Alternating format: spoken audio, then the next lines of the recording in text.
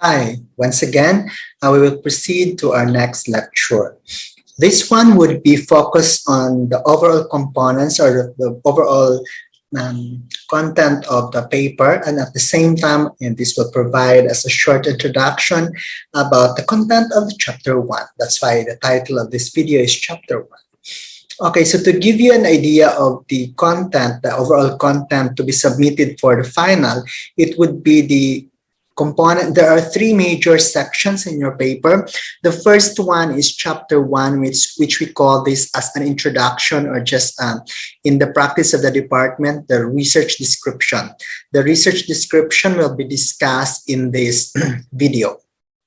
The second part is the review of related literature. Most of you might be very familiar with the review of related literature, but somehow these are related readings. Of course, this is review of literature in relation to your research. That means you will search for journals, books related to the study that you want to pursue.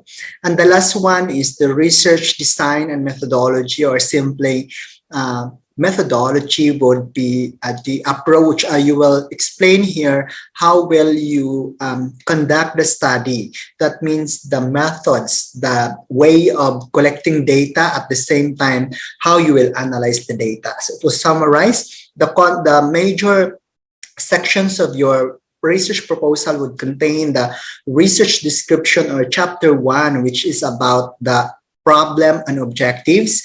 The second part is the review of related literature, which is the most important section is the synthesis of the literature review. And the third one is the methodology, where you will explain how will you collect data or acquire data, and how will you analyze the collected data. So for chapter 1, so for this lecture, we'll only focus on chapter 1, and these are the contents of chapter 1 as shown in the slide. We will have a chapter 1 which is usually titled as research description, but you have also an option to provide a title and chapter 1 as introduction, as adopted the majority of the practice in research method, where chapter 1 would be the title of chapter 1, is the research description. But if you are comfortable with introduction as the title of your chapter 1, that would be also acceptable. So the other content of chapter 1 would include background of the study. So during proposal, this is during proposal, the statement of the problem, the general objectives, which also compose of general, or consist of general and specific objectives, scope and limitations of the research, the significance of the research, and sometimes we will include theoretical and conceptual framework. As indicated here, chapter 3 in the final docs, but it can be also placed still in chapter 1, or sometimes might be allocated one chapter depending on the nature of the study. But in general, the items 1.1 to 1.5 are the most important, sometimes required section in your chapter 1. Let's look at the content of chapter 1. That would be very dependent on your the first section, which is the background of the study. So the background of the study will explain or provide a background from which the researcher problem emerge. That's why the next section would be focused on the problem, because the first chapter, or the background of the study, would somehow provide a rationale and some existing study that would lead us to the problem. It should explain the major factors which surround your problem and any of the significant literature which relates to it. It also has the function of capturing the interest of the reader. So at this point, the first, usually it's in a pyramid form. This will provide a short overview of where you're coming from, where your study will be coming from as part. Then we'll go into a specific until it will explain until it will give an introduction to your statement of the problem. Also, this section provides a reader an overview of the specific technology or field in the international or local setting. The information gathering, the technology or field should be contemporary and not based on outdated sources. This discussion must not be too technical or too detailed. So since you are related to information systems, so that means a technology component is an important factor to be included in the study, since it would be naturally go through into your research, because in selecting a particular topic later, you must have worked with technology as part of your degree requirements. So let me check the next slide. Normally, it would have a, as I've said, general to specific, and that would we can give example of this one if you have any clarifications of what's the content or background of the study. But the general idea is that it will give an idea to the reader what the study is all about, and will prepare the reader to provide information about your introduction. This section ends with a discussion on the problem faced by or that still exists in the specific technology or field. Example, the limitation of existing software or algorithms, or the limitations of the adoption of technology in the organization. The problem statement would lead to the research objectives. Well, I think this is this is an introduction part, but I am giving you freely on how will you actually provide an introduction or proof that the problem exists. In terms of regarding the literature part in the introduction, much better that you will get your statement of the problem or the problem as recommended by other readings. And the sources that we might consider here is that in the last 3 years, that means we are in the year 2022, so you might consider publications for consideration as part of your sources of recommendations or limitations of the existing study. We might consider the year 2022, of course, 2021, 2020, and some part of the 2019. That would be a strong evidence of the existence of the problem if the journal or the publication is published within those years. So do not consider problems which are published, for example, in 1995, because that problem might not exist recently. So you must find a literature or proof that the existing problem, the problem that you will be tackling would be related or would be considered recent or is relevant to the context of the study. So after that, after giving a short introduction about the study so you need to proceed to statement of the problem. So there are confusions on how to state the statement of the problem, and sometimes it would be influenced as practiced by the specific field or the specific program you're entering with.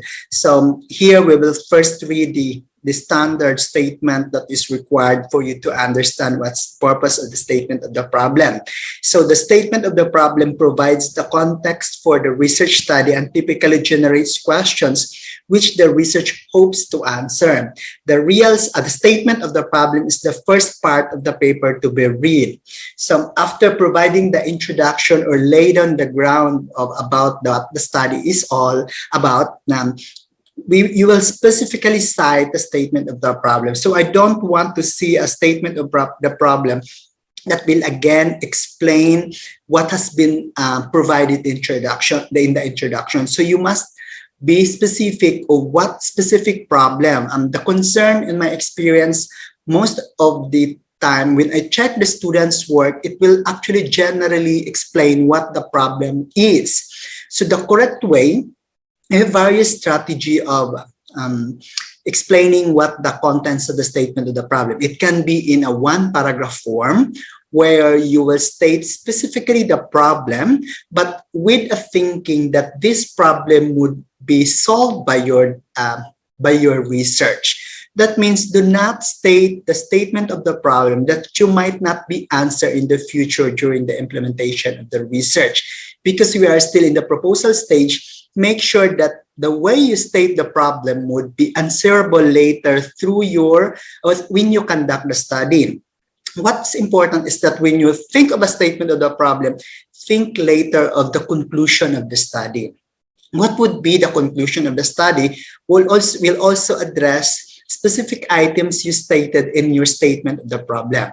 Okay, so your statement of the way it will be stated, first, it can be stated in a paragraph form.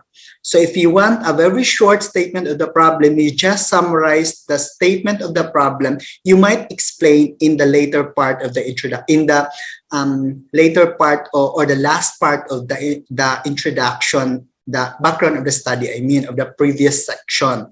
So for example, if you want to explain that a company has a problem, you might also transfer that statement in the statement of the problem. In that case, your statement of the problem would not contain a very short statement. So the way you state the way you provide a statement of the problem in that case is that every paragraph must contain the statement of the problem.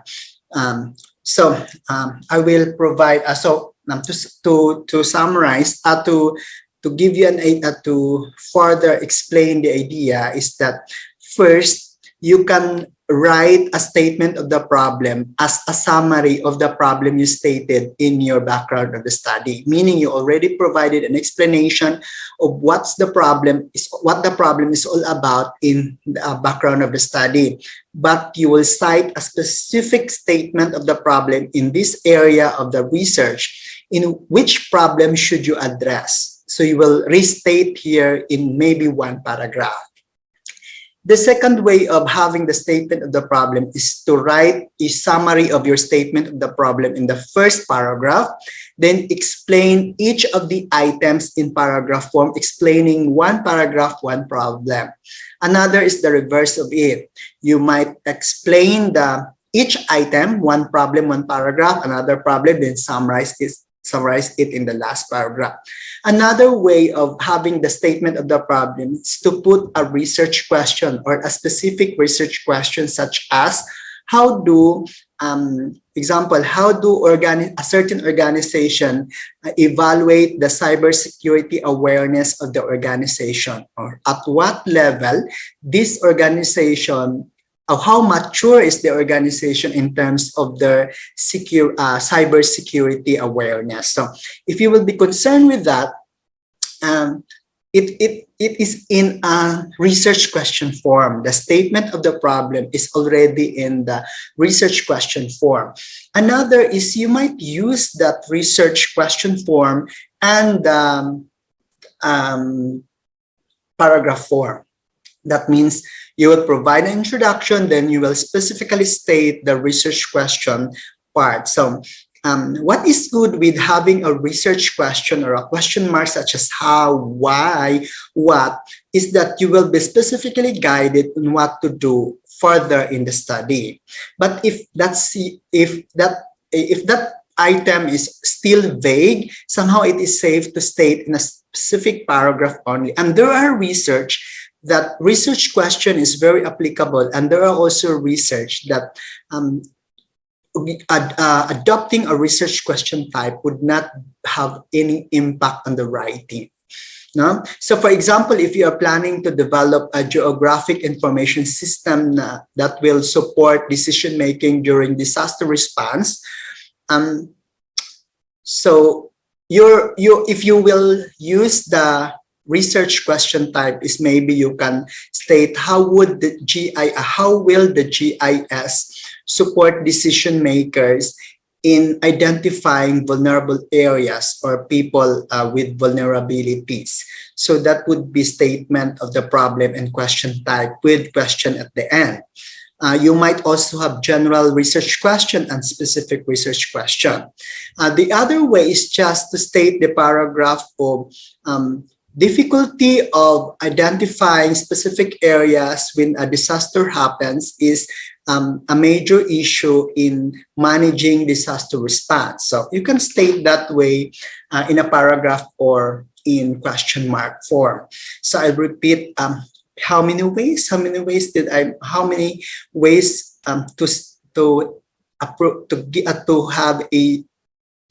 to provide content in your statement of the problem. Now let me summarize it. First is that you will have a one paragraph form summarizing the statement of the problem that you will be taking taking part in this proposal, but provide a good explanation of that research instances in your background study. Second is that you provide a summary of the statement of the problem in your first paragraph and provide a supporting statement as the secondary support for your main statement of the problem. The third one is to reverse that style, meaning you will describe the problem first, one paragraph per problem, and summarize it at the end. Third is that you will use a research question type, meaning providing a short statement and providing a general and specific research question. And also you can combine a generic, a paragraph form, but in the end, you will still provide a research question. But in general, we can only have maybe three types of research question, three types of how you will formulate your statement of the problem. Number one is a summary paragraph form. Second is a problem with an explanation. And a third, a research question form for you to be clear about it. And we can discuss it in synchronous discussion if you have concern about how to state the statement of the problem.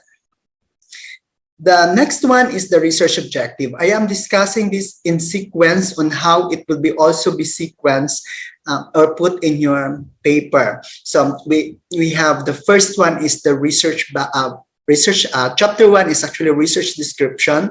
First one is background of the study. The second section is your statement of the problem. The third part is the research objective. So what's the research objectives? Normally, research objectives will have two aspects, the general and the specific one. The general is about the overall goal that must be achieved to answer the problem.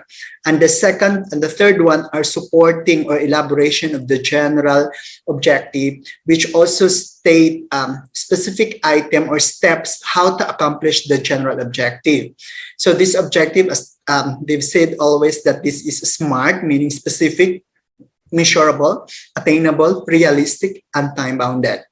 And there are other characteristics of how it will be formulated. And each specific objective may start with to design, survey, review, analyze. These are hints on how to formulate your specific objective. So how would we create a specific objective in this research? So there are ways, there are appropriate ways to state, but a general objectives, you might, in our example later, we will take up an example for us to be oriented. The best way to learn is to actually see an example. And I can provide a video that explains an example of my existing advice under information system that can give us an idea on how you will also write your specific general and specific objectives. But the general objective normally answers automatically the research question or your statement of the problem. So for example, if there are problems on tracing documents of the organization, automatic your specific objective is to develop, for example, a system that will trace the documents within the organization. So that can be a simple example of matching a statement of the problem and your general objectives. Your specific objectives will then be based on your general objective. How will you achieve your general objective? What are the specific activities that has an output that can contribute to achieving your general objective? So that means an example is to design, to survey, to review, or to determine. That would be, so for example, if you were develop a system, as I've said kanina, if we want to develop a tracing system that will identify, that will support the organization, number one is maybe first is to identify or define the process of the documents in the organization. Second is maybe you need to design a database support or inter-organizational process. And the third one is maybe to develop the system using technology, or you mention any technology that will make it possible. The third one is to test the system, and the fourth one maybe is to provide an implementation plan for the system to be implemented in that organization. So you see that the overall objective of the research is stated in the general objective, and each specific objectives are actually small steps in achieving the general objective. Okay. So next is the scope and limitations of the research. Oh, oops. Okay. The scope and limitations of the research will discuss the boundaries with respect to the objective and the constraints within which the research will be developed. So we have two aspects here. The scope, meaning if you will state that I will develop a system, provide the scope, meaning to what extent would only include it. And the limitations actually pertains to items you are referring to as to the scope of the research, such that if you say, for instance, that your scope is only MSU IIT, the limitation should be it will only include processes of documents in IIT, meaning as much as possible, you may not go out of any context not related to the scope that you have stated. So there are ways to there are ways to explain or to specify the contents of your scope and limitation. First one is that the scope would be individually cited. The scope, the series of scope, example, first paragraph is scope 1, paragraph 2 is another scope. And the third paragraph are limitations of the scope you stated in the first and second paragraph, and so on. Another way is to start with scope in the first paragraph and end that paragraph with your limitations, such that the first example that I have said is that, for example, if you create an MSU IIT, on that later the same paragraph, you also provide the limitations. So that would balance thing in each paragraph. So there are two ways to write the content of your scope and limitations. State the scope with limitations in a paragraph. Another way is to state the scope in one paragraph and another paragraph the limitations. Or you can freely state actually what's the content of your scope and limitations. I am only saying part of the guide for you to easily organize the content of your scope and limitations. This is considered normally the last part of the chapter 1. We have also definition of terms as additional requirements if you have a lot of terms. That's 1.6 if you want to be included. But significance of the study will provide you with the various beneficiaries of the research. It says here, it rationalizes the objective of the research with that of the stated problem. Avoid including here sentences such as, this research will be beneficial to proponents, department, or college. Why is it? Because this is self-serving.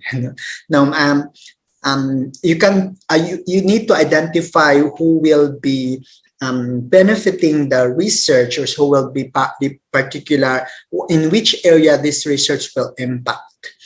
And so, but as this is already an inherent requirement, so that focus on the research contribution to the field. So meaning you need to identify first the context and provide a significant impact of your research in that area. So for example, if you'll be conducting a research on cybersecurity awareness, so that means the significance with cybersecurity awareness to elderly people using social media. That means the direct impact of the research would be elderly and usage of social media.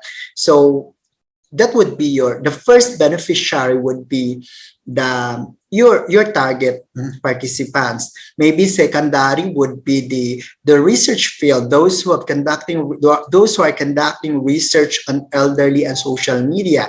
Another, maybe the design of social media is not really appropriate, so you might provide additional significance of the study for each of the item. My advice is each beneficiary would have a separate paragraph to explain better the content.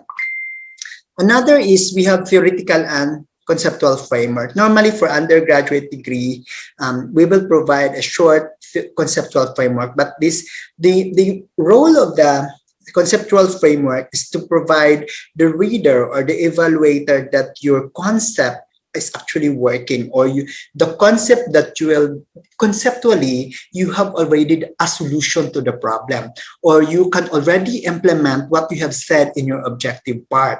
So how this will be explained? This will be written in the document in a schematic diagram, which shows the variables included in the study, or even the context of the study. What are the concepts included in your research? So such that normally in IS, we just include the human component or the process component and the technology involved. So although in common research, this would involve independent and dependent variables, but some research, especially focused on development, would not really value the dependent independent variables.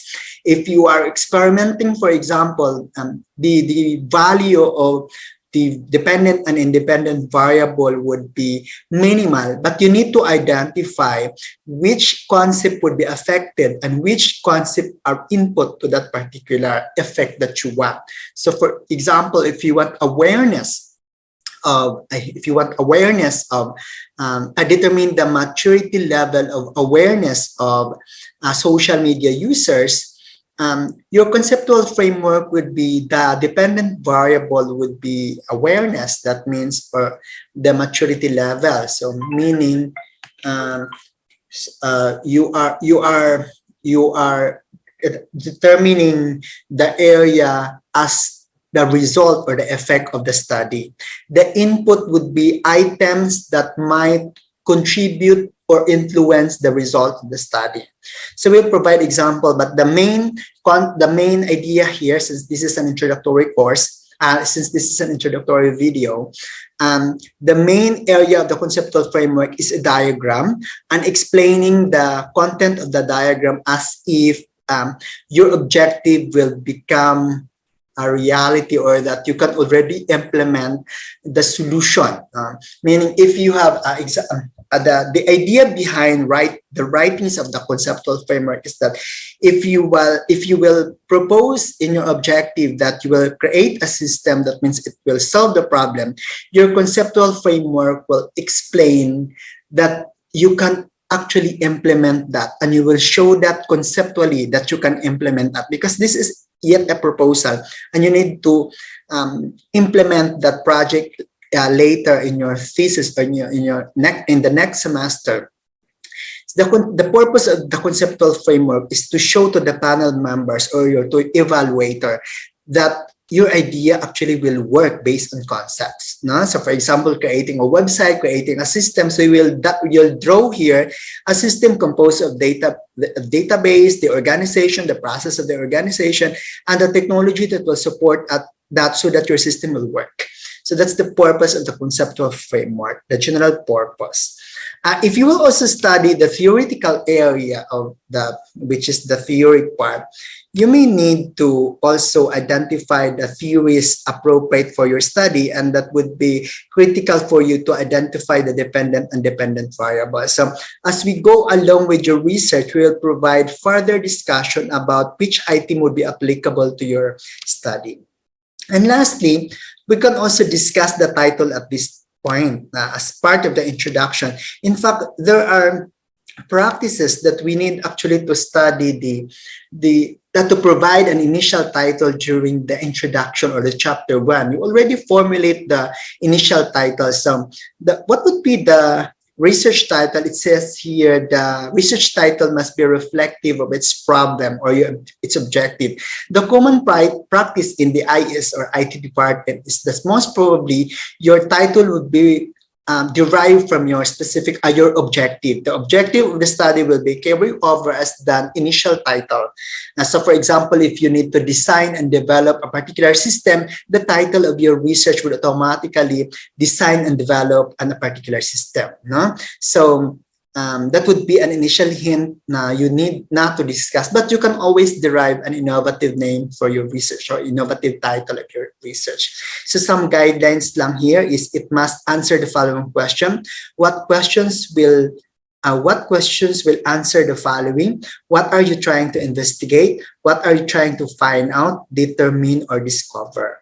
And who question will answer who are the respondents or subject of the study, where questions will indicate the research locale, setting, or the place where the study is conducted. So sometimes if you've seen, some title would include also the location of the study, but we can also, example, if you want to develop a system for emission IIT, so that would be part of, sometimes we will include that as part of the title, although it's not necessary, depending on what's comfortable with you as a group. Okay, some examples of the title: using statistical models for academic program management in tertiary educational institutions. That's my thesis during my MS in information technology. We can also have intercept method of grain size measurement of structural steel bar material using image processing techniques. And I have a minimal idea about it. The management and use of social network site in a government department. This is a very vague title. No? And that's it. That I hope that you, at this point, you have an initial idea of what's the content of your chapter 1. Each of those items might be discussed based on the topic that you will be sharing in the course. So as of now, my assignment to you is to think of a particular topic to be taken up, or what particular research that you want to pursue that would interest you. That would be a challenging part, because you need to balance between what your knowledge is all about and what you've learned so far, and at the same time anticipating how you can really implement it. So if you are really good in programming, so you might, or you have interest in developing a system, you might think of a thesis that will focus on development of a certain system for a certain organizations. And if you have also a weakness on the software development, you might focus on evaluation of existing software, because you think you are good in auditing, or you are good in evaluation or interface of an existing system. And if you are also have a strength on